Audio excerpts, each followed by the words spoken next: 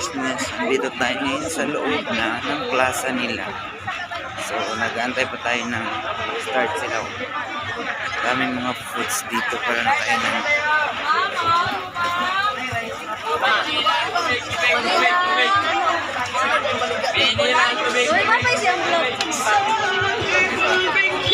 Ang daming ano guys.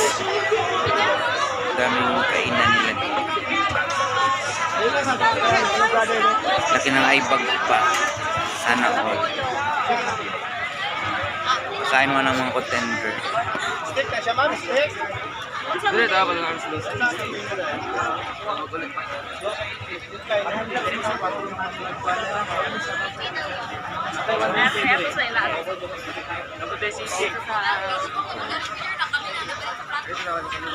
Food.